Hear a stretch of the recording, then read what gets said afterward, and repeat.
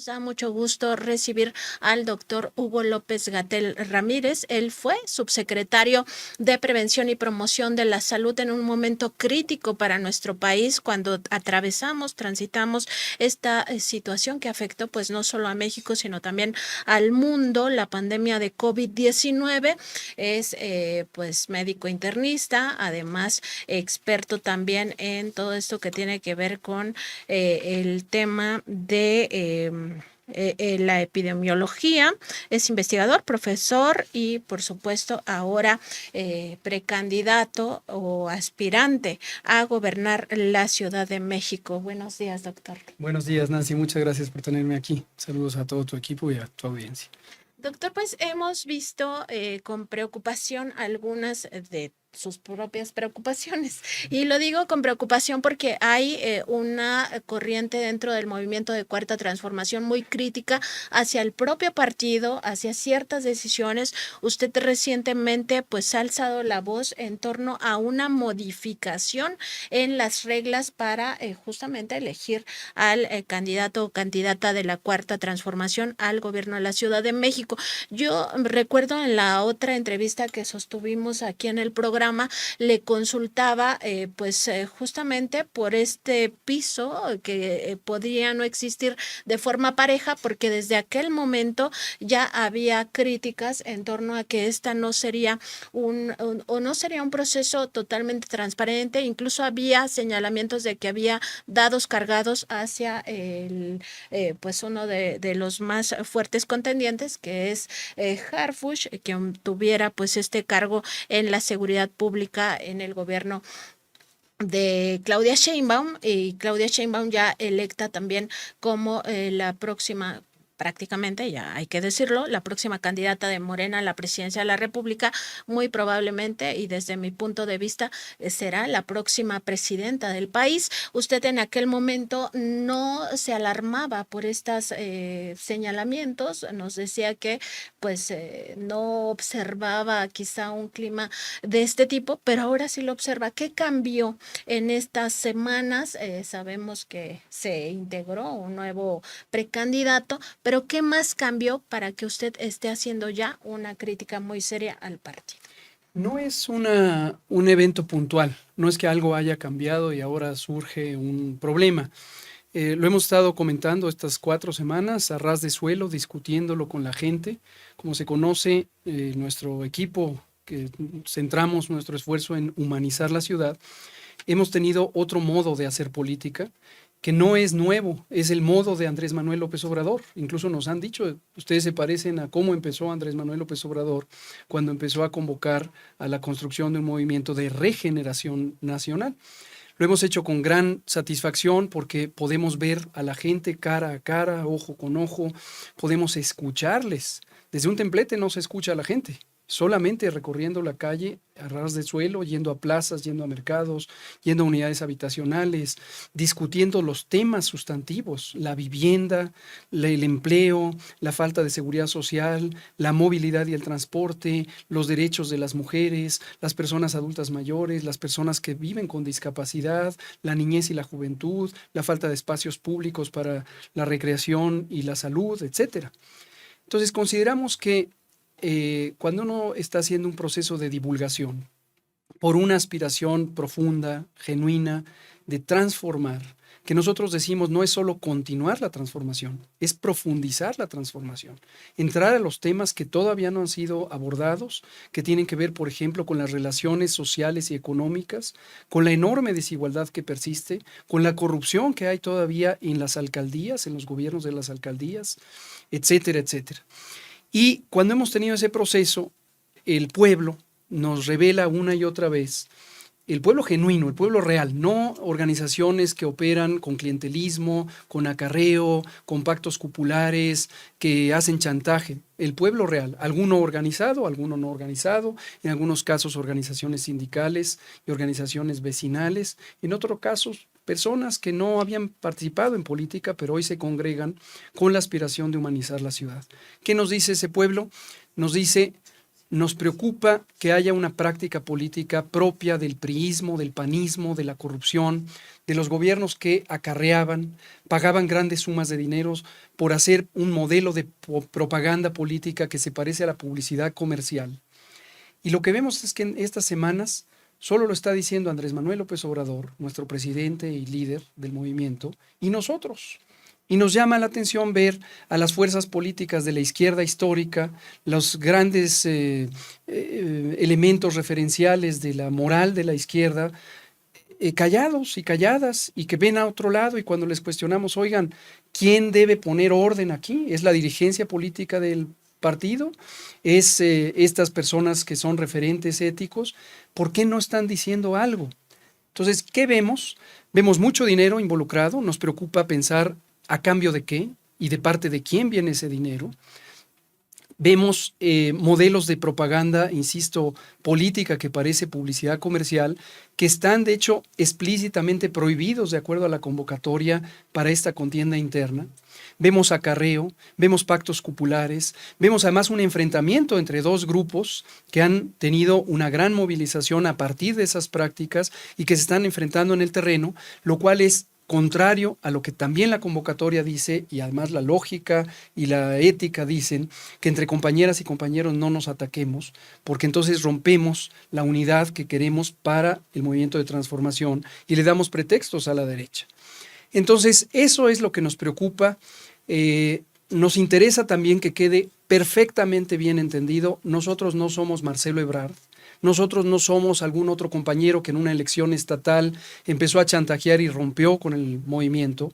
Nosotros estamos convencidos del movimiento, somos profundamente leales a Andrés Manuel López Obrador y a Claudia Sheinbaum, a quien respeto y conozco desde hace muchísimos años en el trabajo político, en la lucha, cuando fuimos parte del movimiento estudiantil, y consideramos que es indispensable que la credibilidad del movimiento de transformación, del movimiento de regeneración nacional, en sentido amplio, no estoy hablando de la burocracia de un partido político, estoy hablando del movimiento en su conjunto, sea creíble a la luz y a los ojos del pueblo, porque mantenga la ética, mantenga la moral, mantenga el espíritu de algo por lo que la izquierda ha luchado muchísimos años, que es en contra de esas prácticas corporativas, esas prácticas de simulación.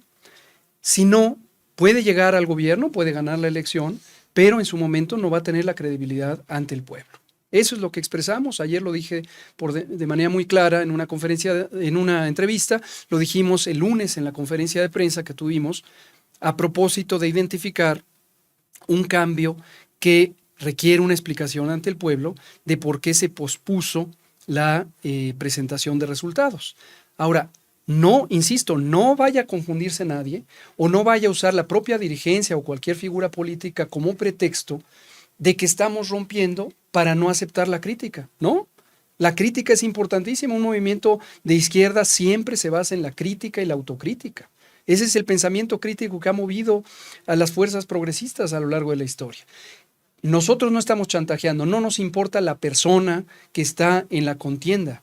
Lo que nos importa es la credibilidad del movimiento. Confiamos en la dirigencia, confiamos en el proceso, confiamos en la encuesta, nos pronunciamos en algo que es de obvia resolución. No se puede presentar el día 10 de noviembre el resultado de una encuesta que se haya hecho 15 días antes. Es obvio que se tiene que presentar el resultado de una nueva encuesta y la fecha de levantamiento no puede ser anterior al 4 de noviembre. Se requieren 4 o 5 días para levantar una encuesta, 1 o 2 para analizarla y presentar los resultados. Entonces, si la encuesta nueva se hace el 4 de noviembre, va a reflejar la realidad que hoy tiene las preferencias en la ciudadanía. Y justo, doctor, porque veíamos con atención también esta entrevista que le dio ayer, sin embargo, a los periodistas Álvaro Delgado y Páez Varela. Y en esa, pues usted mencionaba, sí, también esto de mucho dinero, mucha propaganda, propaganda que confunde, ¿no? Porque al final, pues te venden un producto, o sea, como si las personas fueran un producto y no la esencia, pues, del movimiento o el pensamiento, ni siquiera nos permite ver qué clase de gobierno van a tener, en este caso en la Ciudad de México. A propósito de esto, ¿dónde ve que está esta suerte de flujo financiero ¿Y de dónde viene ese flujo financiero? Porque podremos, no sé, la ciudadanía, pues sí observar que hay muchísimas bardas pintadas o esta propaganda de espectaculares, etcétera, y quizá identifiquemos a dos personas que usted también las ha mencionado, que es Harfush y es Clara Brugada. Pero ¿dónde observa que hay mucho dinero? Está presente en, digamos, todos los candidatos, ahora además de usted son cuatro o cuatro más, o solamente en estas dos propuestas de Harfush y Clara Brugada, o solamente en el caso de Harfush. ¿Dónde vería esta circunstancia? Yo insisto en hablar bien de mis compañeras y mis compañeros. Yo respeto a Clara Brugada por su trayectoria política, por su participación en la lucha social, por los actos muy bondadosos y muy positivos que ha tenido en las 3 ocasiones que ha sido alcaldesa, su participación en la constituyente de la Ciudad de México, etcétera. Yo respeto también a Omar García Harfuch como un funcionario que trabajó mano a mano con Claudia Sheinbaum y logró reducir el crimen en la ciudad en 50%. Y estoy seguro que lo hace en una forma benévola en esta participación que hoy tiene. Considero, sin embargo, que es muy importante visualizar cómo se desenvuelve la dinámica política. Es notorio que en el campo de la derecha, de los grupos de dinero, les ha gustado mucho Omar García Harfuch. Yo no creo que sea culpa de Omar. Lo que veo es que ellos están abrigando la esperanza de tener un candidato con el que se identifican de alguna manera, que podría ser el que ellos buscan para que defienda sus intereses, para que proteja sus privilegios. También veo en movimientos sociales o en organizaciones sociales que han tenido prácticas corporativas, prácticas de chantaje, que se alinean con Clara porque están buscando a lo mejor algún favor, alguna preferencia, algún reacomodo. Y eso también habla de la persistencia de esas prácticas. Pero insisto en separar, yo no estoy criticando a mis compañeras y compañeros en la contienda, no estoy tampoco chantajeando porque yo quiera salir favorecido, sino que desde la convicción, la ética y la conciencia de que el movimiento de regeneración nacional debe profundizarse, la transformación debe profundizarse, considero que si no tiene credibilidad, porque se comporta como se comportan las fuerzas oscuras del conservadurismo, el PRI y el PAN y los gobiernos corruptos, entonces el pueblo se va a desencantar. Ahora es importante también visualizar lo que usted ya mencionaba. Aquí está en discusión ideas, no productos. Hacer una propaganda o una publicidad basada en este es el bueno, esta es la buena, esta es la respuesta, esta es la ruta, creo que limita la reflexión política que ha sido sustancial para el avance de la democracia y para el avance de la justicia social. Por eso presentamos un manifiesto el lunes 30 de octubre. El manifiesto es perfectible, el manifiesto es un punto de partida, pero es una colección de ideas. En 23 puntos explícitamente nos posicionamos sobre estas formas éticas de hacer política, estas formas honestas de hablarle al pueblo y acercarnos con el pueblo, porque pretendemos que un gobierno surgido de un gobierno, de una propuesta política ética, es el que puede ser realmente quien se comprometa con cuidar los intereses del pueblo y no de los privilegios o de los grupos a los que cede en su chantaje. También por una transformación de las relaciones económicas. Consideramos que todavía tenemos el modelo económico muy parecido a lo que nos heredó el neoliberalismo, en donde hay salarios bajos, hay condiciones de trabajo muy inestables y muy precarias. La juventud no tiene acceso a elementos básicos como la vivienda, que es un derecho constitucional. También vemos que la clase media que tiene una actividad empresarial se enfrenta a la corrupción en las alcaldías, se enfrenta a limitaciones porque tiene que hacer trámites y trámites y trámites y no puede despegar en crear un patrimonio honesto que pretende y puede despegar y que además ayudaría a crear la oferta de empleo. Consideramos que la agenda de las mujeres es indispensable, no en el discurso, sino en la realidad económica, para que las mujeres gocen de toda la autonomía que deben gozar por derecho y además benéfico para ellas, para las familias y para la sociedad en su conjunto. Entonces, ese es nuestro planteamiento. ¿De dónde viene el dinero? No lo sabemos, no nos corresponde a nosotros investigarlo, ni podríamos hacerlo. Lo que nosotros sí podemos decir, y lo vamos a hacer cerca del 10 de noviembre, es humanizar la ciudad, cuánto ha gastado. ¿En qué hemos gastado nosotros? Hemos gastado en imprimir un cartel y un volante. Y hemos hecho cerca de unas 15 o 20,000 copias que se han pegado en los distintos espacios públicos con el permiso de la gente. Por ejemplo, estamos viendo prácticas en donde personas adultas mayores se les llega a pintar sus bardas contra su voluntad y salen y se encuentran en una cuadrilla de personas que los amedrentan y la señora de 68 años dice, ¿por qué me pintan mi barda? Y le imponen. En la Casa Luis Barragán, un espacio de la cultura emblemático, aquí cerca en San Miguel Chapultepec, le pintaron la barda sin permiso para uno de los candidatos, uno de los contendientes. Esas prácticas de falta de respeto, de arbitrariedad, de autoritarismo, no pueden ser aceptables en un movimiento de transformación. Nosotros hemos gastado muy poquito, cuando muchísimo, a lo mejor unos 45, 50,000 pesos hemos gastado en gasolina, hemos tenido que rentar algunos equipos, pusimos una plataforma de aportaciones voluntarias que es totalmente trazable y transparente. Nosotros estamos listos para que el INE nos audite en el momento que guste, porque no tenemos nada que ocultar y no tenemos ningún favor que deberle a alguien a cambio de, a lo mejor, un privilegio posterior. ¿Se puede limpiar este proceso? Es decir, ¿hay manera de arreglar lo que se ha observado que está mal? Yo espero que sí. Nos preocupa ver las reacciones iniciales de la dirigencia nacional del partido, posiblemente de la dirigencia local. Cuando nosotros formulamos esta idea basada en el conocimiento metodológico de las encuestas y la lógica política de algo que es, estoy seguro que cualquiera que nos escuche le parece de obvia resolución, que la encuesta tiene que ser lo más cercana a la fecha de presentación de resultados, dado que el fenómeno de preferencias va cambiando dinámicamente y que una encuesta hecha 15, 20 días atrás ya no representa el estado de cosas y que en la medida en que no se ha puesto fin al proceso de divulgación, entonces el único trato justo es que todo mundo tenga la nueva representación de las preferencias. Nos llama la atención porque vemos que la primera reacción es, sí, esta es una sugerencia que nos parece interesante, pero a ver si la hacemos. ¿Cómo que a ver si la hacemos? La esencia del movimiento de regeneración es que el pueblo manda, que estar de cara al pueblo y que el pueblo sea tomado en cuenta. No es que una cúpula burocrática de un aparato partidista tome decisiones de espalda al pueblo. Entonces, nos preocupa no ver actitud autocrítica. Como digo, nos preocupa ver tanto silencio de esas fuerzas políticas, personas que han sido emblemáticas, que antes se movilizaban por la justicia, por la honestidad, que hemos acompañado al presidente López Obrador en distintas coyunturas, y cuando yo les cuestiono, parece que miran a otro lado y dicen, sí, casi como si lo que me estuvieran diciendo es, bueno, es un poquito de corrupción, pero es para apuntalar a la izquierda, porque la izquierda debe ganar.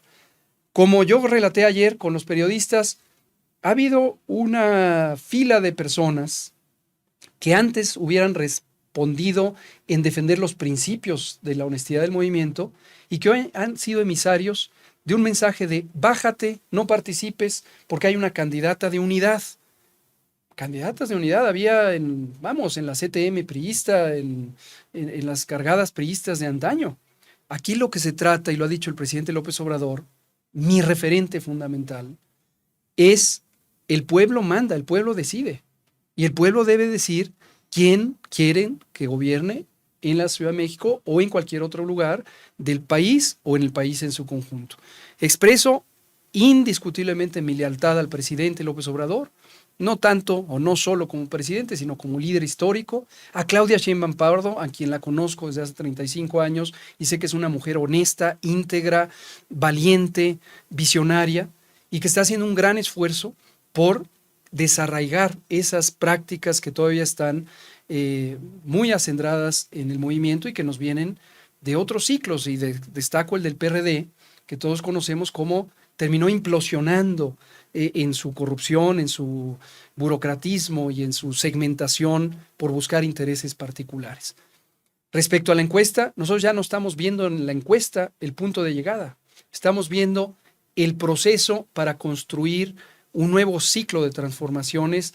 Como decimos en el manifiesto, convocamos a humanizar la ciudad pero el llamado en realidad trasciende los límites territoriales o poblacionales de la Ciudad de México y es un llamado a que la transformación se profundice en todo el país. Ayer escuchábamos a Mario Delgado, el líder de Movimiento Regeneración Nacional, el partido, diciendo que estas modificaciones era para que no hubiera otro Mejía Verdeja. De hecho, utilizó la palabra verdejazo, ¿no? Que no haya otro verdejazo dentro del partido o dentro del movimiento de Cuarta Transformación. ¿Está de acuerdo con esto? ¿O que este sería el objetivo de cambiar las reglas? ¿Eso podría dar una explicación a lo que está pasando? Bueno, no sé a quién se refiera. Hay 8 otras entidades, además de la Ciudad de México, en donde hay procesos. Hemos visto actitudes de chantaje, hemos visto actitudes de tratar de intercambiar posiciones o favores. Quizás se refiere a cualquiera de los compañeras o compañeros que estén teniendo estas mismas prácticas del viejo régimen.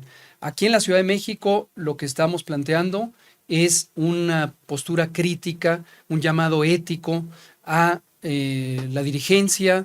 Por cierto, expreso mi gran respeto por Citlali Hernández, quien ha sido completamente honesta, transparente y muy cercana en orientar y guiar el proceso, como se le encomendó en la Ciudad de México. Hacemos un llamado también a todo este grupo amplio de personas militantes, de personas intelectuales, de líderes sociales y políticos que se han mantenido un poco silenciosos y silenciosas respecto a esto. Consideramos que en un momento dado cada quien será responsable de su práctica y de su conducta. Y si esto empieza a desgastarse, pues el que se haya mantenido al margen de una reflexión crítica será cómplice del desgaste, ¿no? Y nosotros lo que buscamos es eso, hacemos las cosas de cara a la sociedad, de cara al pueblo, lo decimos con mucha transparencia y ojalá que haya una rectificación que no puede ser solo formal, tiene que ser profunda. Las prácticas políticas de la transformación de la izquierda tienen que ser las que hemos aprendido, que vemos todos los días en la palabra y en la acción de Andrés Manuel López Obrador y también de Claudia Sheinbaum.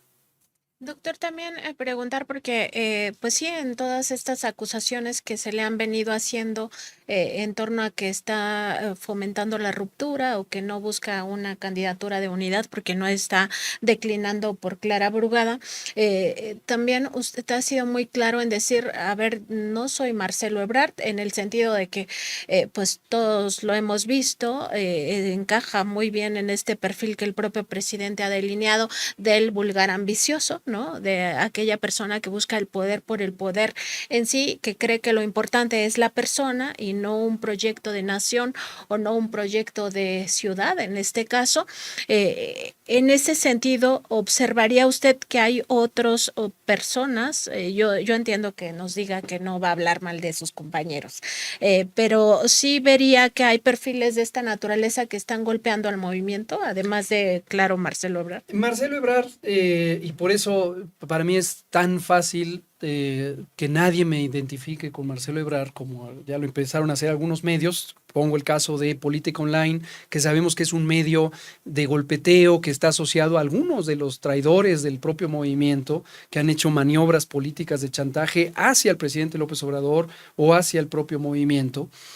Y ayer ya decían que igual que Marcelo yo quiero romper y crear un partido político. Es completamente ridículo cuando en la conferencia de prensa el reportero de la jornada me preguntó eso y le dije explícitamente, y lo vuelvo a decir aquí en Contralínea, no pretendemos crear un espacio político para trincherarnos o para buscar un interés de grupo o personal. Lo que estamos llamando, y lo dice el manifiesto, es que dentro y fuera de Morena,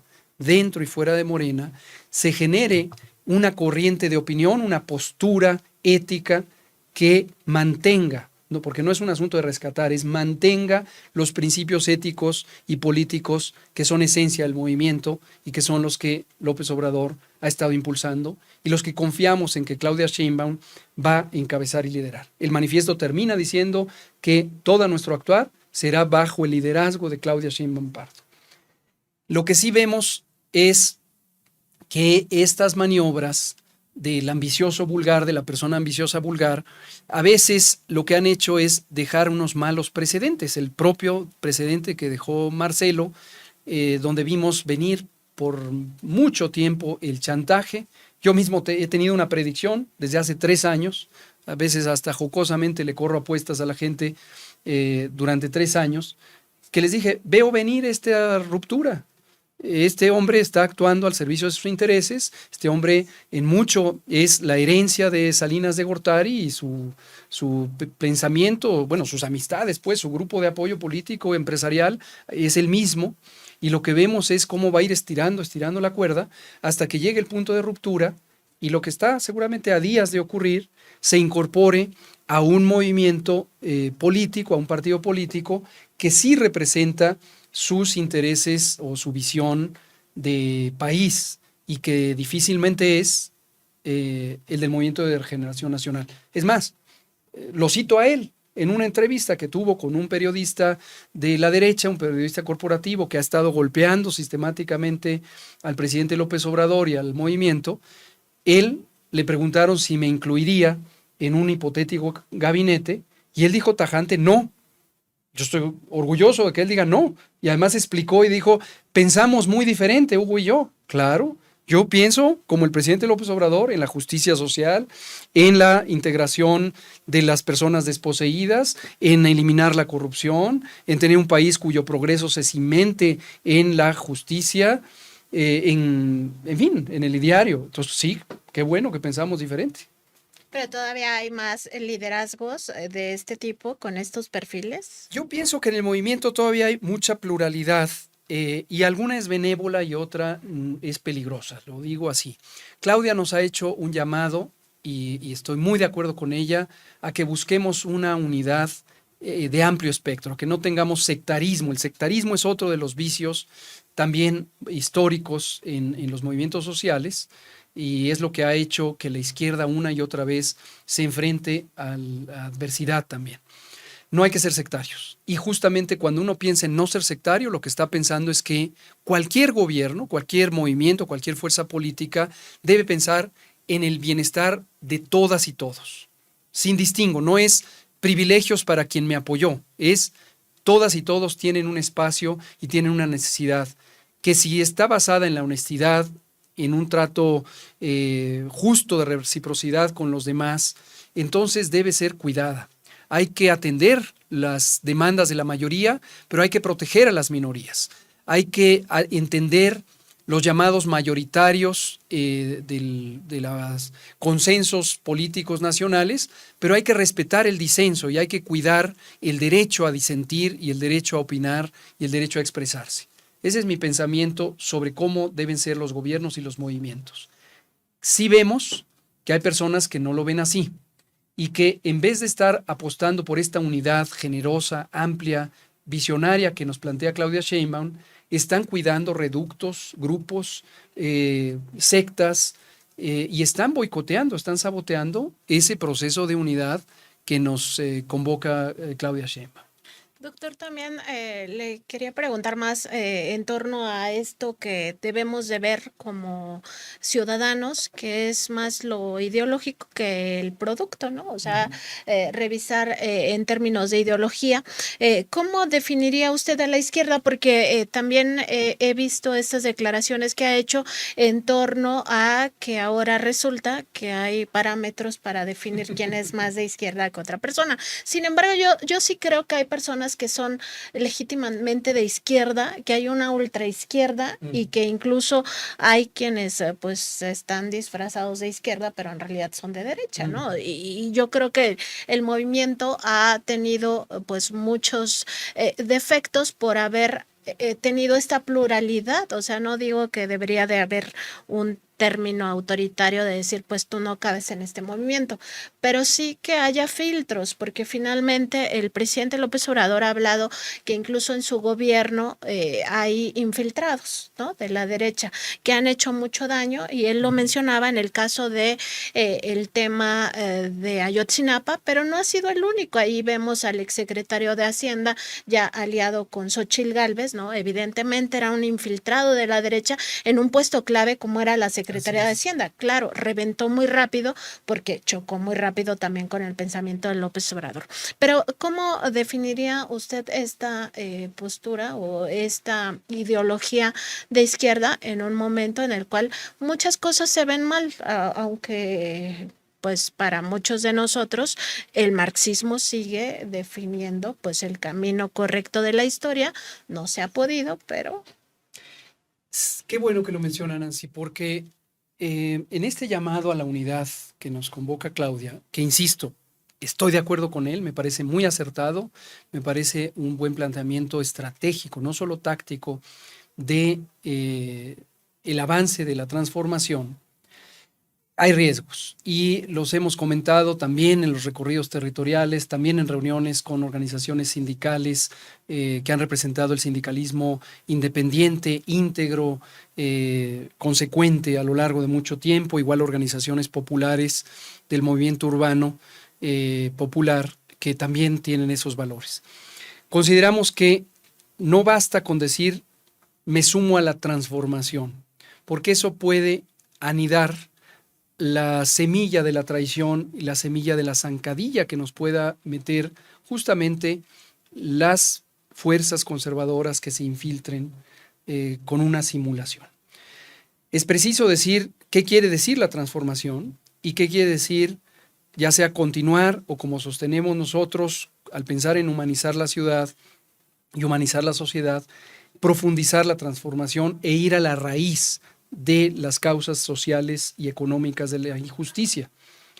Hay que precisar, por ejemplo, cuál es el papel de lo público.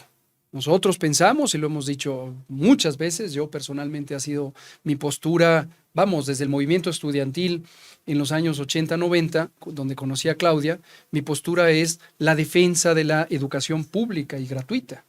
Cuando me involucré en la salud, primero como estudiante, luego como profesionista, he dicho, la salud debe ser un derecho que se cumpla a partir de instituciones públicas, de servicios gratuitos, de cobertura universal y de trato integral para las personas. Hemos dicho, por ejemplo, que la especulación comercial debe tener límites y que la actuación del gobierno como un agente representativo de la voluntad popular debe tener dos elementos de actuación fundamentales. La primera es involucrarse en las actividades de provisión de servicios en todo aquello que está basado en derechos, sobre todo los derechos fundamentales, como salud, como educación, como vivienda, como los derechos laborales. Y segundo, ejercer la regulación responsable y además transparente. No dejemos de ver que el neoliberalismo, y la propia palabra lo implica, lo que buscó es desregular el cuidado del medio ambiente, desregular la salud, desregular las relaciones laborales, desregular las relaciones del uso territorial del espacio público, y que eso llevó como consecuencia a un pillaje donde literalmente los intereses más mezquinos, egoístas, privados, particulares, empezaron a tener, por un lado, un desplazamiento de lo público en exclusión de las grandes mayorías, obviamente un empobrecimiento progresivo de esas mayorías, pero también llevaron a un ambiente económico de privilegio corrupto, en donde unas pocas manos, unas pocas firmas, unas pocas familias, hoy por cierto los presentaba el presidente en la mañanera, empezaron a abusar de sus pares empresarios. Y entonces tenemos a muchos empresarios, pequeños, medianos o incluso grandes, con un gran sentido de frustración, porque durante el neoliberalismo los hicieron quebrar, porque empezó este acaparamiento monopólico de las grandes fortunas y de los grandes poderes económicos, que además se valieron de la corrupción desde el sexenio de Salinas, Cedillo, Fox, Peña Nieto y Calderón. Entonces, así no se puede construir una economía. La economía mixta del país es una economía capitalista, en donde es mayormente una economía de libre mercado, como se le suele designar, con participación del interés público, del Estado, del gobierno, en algunas áreas estratégicas. Energía, educación, salud, etcétera. Consideramos nosotros, cuando hacemos un planteamiento sobre la transformación, que la participación gubernamental en las áreas estratégicas se debe preservar y no se debe poner a la dinámica de una mercancía a la salud o a la educación, por ejemplo. Consideramos que se debe fomentar el desarrollo económico y la participación privada en la economía, no tenemos temor alguno en decirlo, privada en la economía, en la medida en que esa participación privada respete las leyes, respete los consensos, respete la regulación que implica, por ejemplo, no comportarse como el cártel inmobiliario que vulnera todo principio básico de convivencia y de uso correcto del suelo, invadiendo los espacios que eran públicos, desplazando a las comunidades con este fenómeno de la gentrificación, etcétera, etcétera, ¿no? Y doctor, también me gustaría preguntarle, porque a mí una de las filósofas que más luz me ha dado en torno a cómo debiera de ser el planeta, ¿no? Para estar mejor, porque el planeta ha sufrido mucho con toda esta rapacidad empresarial de la que ya hablaba. Chantal Mouffe señala estos antagonismos dentro de la política y dice que no, o sea, primero que tenemos que tener como conciencia de clase, de reconocernos dónde está nuestro papel en la vida, ¿no? Nosotros no somos los dueños del gran capital. Y en ese contexto, diferenciar a ellos y a nosotros, o sea, los dueños de las grandes corporaciones, los que mandan en el mundo, pues tienen intereses muy particulares. Y en estos antagonismos hay conflictos, dice ella, que nunca se pueden resolver. Y en ese sentido, el neoliberalismo, el capitalismo es uno de esos conflictos que no tiene solución porque nunca va a haber una conciliación entre los intereses de ellos y nuestros intereses, es decir, los intereses de la mayoría empobrecida y todos reconociéndonos, pues eso, que aunque tengamos un poquito más recursos que otras personas, quizá no estamos en digamos, en este nivel de hambre que muchas personas sí tienen, pero tampoco tenemos resuelta la vida, o sea, tenemos que trabajar para poder vivir y eso de vivir también es un decir, ¿no? Entonces, en esta circunstancia de que no hay una conciliación de intereses, me parece que queda muy claro que también como si nos reconocemos como nosotros, entonces debemos de saber que el camino va a ser defendernos a nosotros, no estar defendiéndolos a ellos, y de ahí la importancia de tener conciencia de clase, que muchas personas no la tienen, se creen fifís y defienden a ellos. Exacto. Y todo este rollo se lo planteo porque me parece a mí que ya, o sea, es momento de que se transite dentro de la cuarta transformación hacia un movimiento más radical. Más, sí, o sea, de fortaleza del Estado como la defensa que tenemos nosotros. No estoy diciendo que se estatice todo. En algún momento yo creo que debería de pasar eso, pero bueno, no lo estoy diciendo en este momento. Simplemente que sí se debería de radicalizar la izquierda. O sea que eso sí se debería de tener como una aspiración, entendiendo que nunca vamos a conciliar con los grandes capitales nuestros intereses como humanidad en general, y que lo estamos viendo ante situaciones muy terribles como la pandemia de COVID. Habían destrozado el sistema sanitario y exigían que hubiera una respuesta cuando el sistema estaba destrozado. Lo estamos viendo con el huracán Otis. Ellos habían destrozado a la Comisión Federal de Electricidad y están exigiendo que en la primera hora se restituyera todo.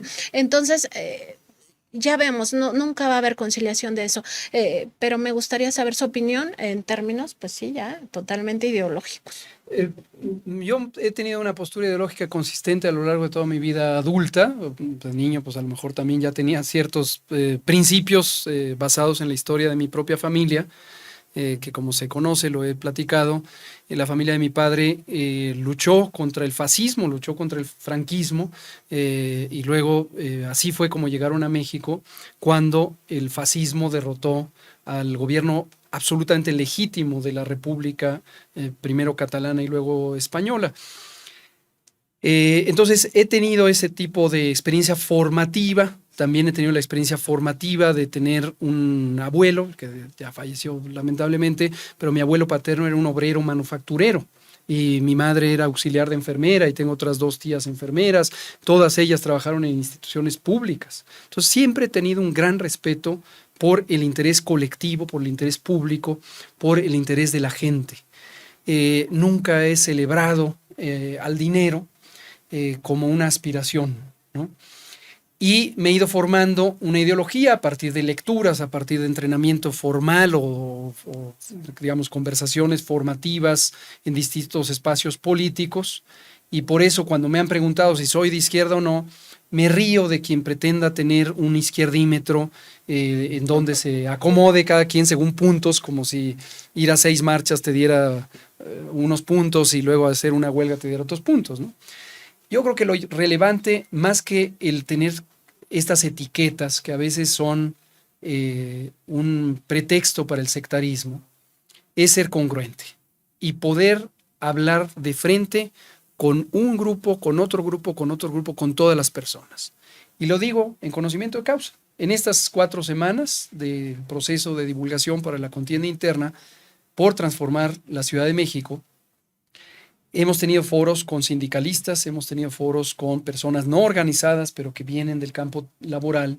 Hemos tenido foros, desde luego, con mujeres, con jóvenes, con representantes de la cultura, de la academia, de los pueblos originarios, de la comunidad de la diversidad sexual y genérica. Hemos tenido también un foro con empresarios, mayormente del sector franquicias. En todos los foros hemos tenido la misma postura. Es decir, no tenemos la necesidad de irle dando, como puede ocurrir en las políticas clientelares, un dulcecito a cada quien. Oye, yo te prometo esto, yo te prometo esto. Porque ahí vienen las contradicciones. Ha sido muy satisfactorio para mí perder mi vida privada porque ya todo mundo sabe quién soy. Hubo un tiempo durante la pandemia de COVID en donde los grupos del interés económico más cerrados, la gran oligarquía, gran en términos de su poderío, pequeña en términos de su número, justo que explicaba esta mañana el presidente López Obrador, quiso generar una narrativa de que yo soy enemigo de la iniciativa privada. ¿Por qué razón? Porque hicimos políticas públicas por la salud. Pusimos reglas a la publicidad de la comida chatarra y la bebida chatarra.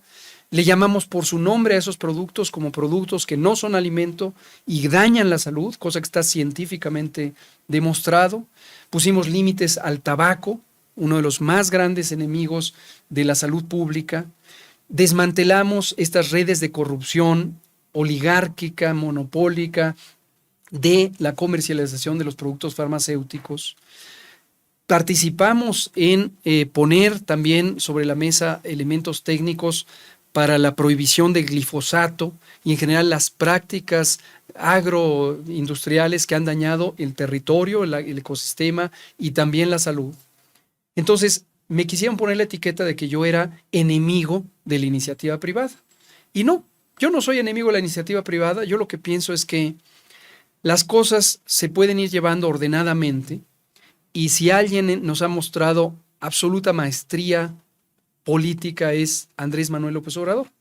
Tenemos un presidente que recuperó la amistad histórica con Cuba, que trae al presidente Díaz-Canel al 15 de septiembre para que sea un invitado de honor en nuestras fiestas patrias, pero no tiene ningún rompimiento con Estados Unidos, no cede a ningún chantaje ahora que están diciendo que el panel para ver lo del glifosato y demás. ¿Por qué razón? Porque habla con coherencia, con congruencia y con absoluta honestidad. Desde mi punto de vista vivimos en una economía mixta que fue muy deformada para volverse una economía de alta concentración de la riqueza y de privilegios, que agudizó las contradicciones que usted menciona, y estoy de acuerdo con ellas, por ejemplo, en la explotación de las y los trabajadores, en cercenarles sus derechos históricos, que además están consagrados en el artículo 123 de la Constitución y en las leyes laborales. El outsourcing, el congelamiento de salarios, el modelo de seguridad social con estas cuentas individuales, eso hay que eliminarlo. Las cuentas individuales, ese modelo que nos impuso el Banco Mundial y el Fondo Monetario Internacional, aliados de los capitales globales, en la mayoría de las naciones que transitaron a ellos se arrepintieron y ya regresaron a los modelos solidarios de seguridad social. ¿Por qué razón?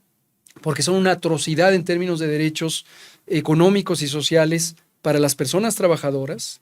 Toda persona que haya nacido después del 1981 no tiene la posibilidad de tener una pensión, ya no digamos digna, sino mínima de autosuficiencia cuando se jubile.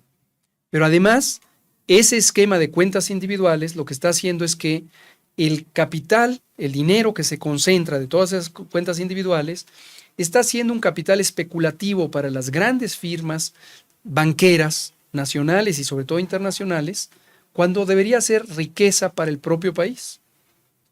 Obviamente tenemos que tener un sistema público y gratuito de atención médica y de salud pública, que no esté sujeto a estos oportunismos comerciales que fueron por demás floridos en el seguro popular.